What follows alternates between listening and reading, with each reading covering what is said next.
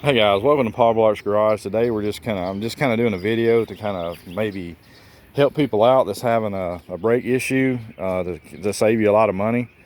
This is an '04 Cadillac CTS V. It's a 6-cylinder, and we're putting brakes on this for this person today. And it has we put front and rear brakes on it, and I'm going to show you the brake pads that are on here. This is the brake pad that's on the front, and as you can see, it's got dual piston.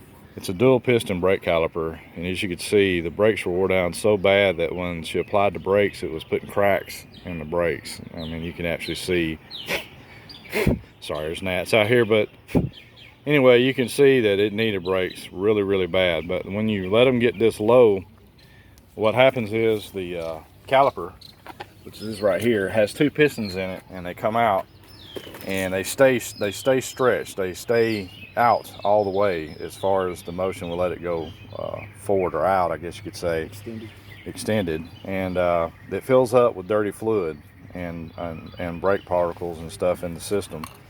And as you can see from, there's no pressure on the brake whatsoever, but he's got a cheater bar on here, and he's a pretty stout guy, and as you can see, he's trying his dangest to make that caliper or the rotor move around in that caliper, and it is seized up, locked up.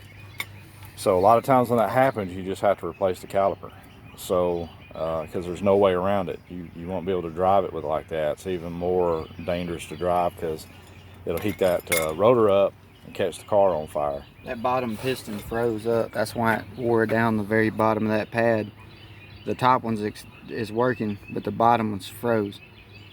But even the back brakes is like, let's look at one of the back brakes. Show us one of the back brakes.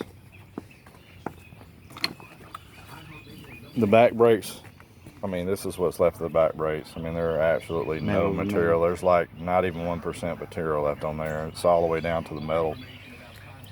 And even the brake warning system they put on here, this little piece of metal right here, is even wore down to where it was wearing out on the caliper. I mean, wearing that on the rotor. I'm even surprised the rotor doesn't have gases in it, but when they get that low, you'll hear a squealing noise, and it's best just to change it. But anyway, just letting you know that the caliper is froze up on this side. Like I said, there's no brake being applied, and when the brake's not being applied, the pistons should be retracted back inside the caliper, and you should be able to turn these wheels or these rotors or the wheel assembly, hub assembly, freely with no tension whatsoever or resistance whatsoever. But anyway, just letting you know, this caliper on the passenger side needs to be changed because it's locked up. Anyway, thank you.